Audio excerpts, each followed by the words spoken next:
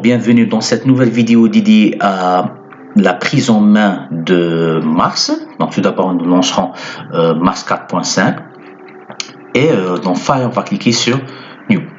D'accord. Alors dans cette vidéo nous allons voir le format général d'un programme de Mars. Alors tout programme de Mars contient deux sections. Donc il y a le point data et le point texte. Alors le point data, c'est une section qui contient toutes les constantes et les variables de notre programme. Les données doivent commencer par une lettre suivie des lettres, des chiffres ou des caractères spéciaux.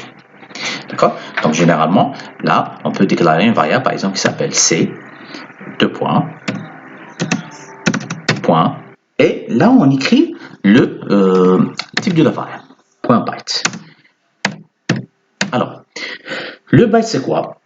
C'est toutes les variables qu'on peut stocker sur 8 bits. Généralement, on les utilise pour les caractères. D'accord? Donc, si on initialise cette variable, on va mettre simple quotes. Simple quotes. D'accord? Donc, deuxième exemple, par exemple, je vais écrire un 1, point, half.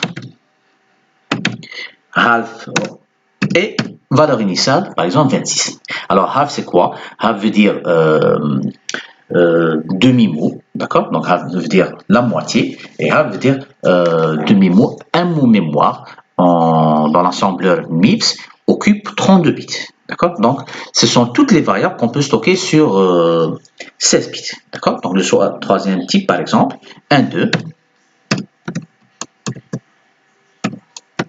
point, word, je sais pas, on va mettre une, voilà. D'accord? Donc là, Word veut dire un mot mémoire. Donc ce sont toutes les variables qu'on peut stocker sur 32 bits. D'accord? Puis il y a ASCII, etc. Donc un autre exemple, tab, pour dire qu'on va déclarer un tableau. Alors, les tableaux se déclarent par space et on va mettre une valeur. Alors la valeur 40, par exemple, c'est le nombre d'octets qu'on va réserver dans la mémoire centrale pour stocker ce tableau. D'accord? Plus il y a d'autres types, on va les voir. Alors, pour les chaînes de caractères, il y a deux types de mémoire, il y a deux types, pardon, de types. Donc, il y a le point ASCII et le point ASCII.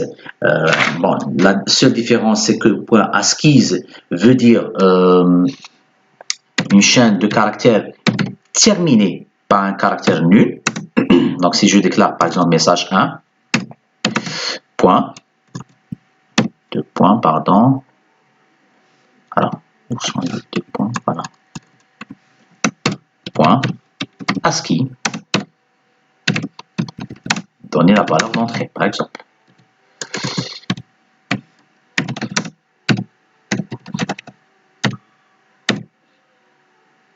Et double quote, d'accord? Rappelons que le double quote, c'est pour les chaînes de caractères et simple quote pour un seul caractère.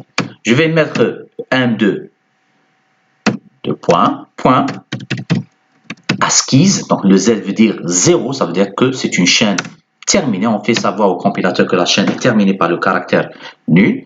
Et là, on va dire, donner par exemple la valeur de, par exemple.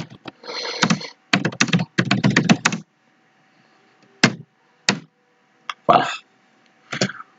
Alors, et pour les réels, donc on va mettre par exemple pi, 2 points, on va donner un nom, pi, point, float.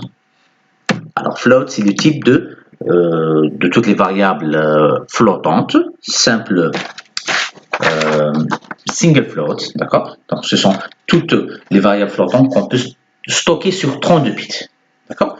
Et on va donner une valeur initiale 3,14159. Alors la virgule, elle est symbolisée par le point, d'accord?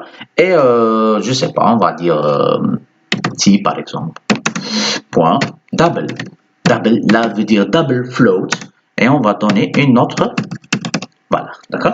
Donc double veut dire tous les flottants qu'on peut représenter sur 64 bits, d'accord? Alors, dès qu'on termine cette partie de déclaration, file, Save. Bien sûr, il faudra donner un nom et un emplacement d'enregistrement. Donc, pour moi, je vais le mettre dans le bureau et je vais l'appeler, par exemple,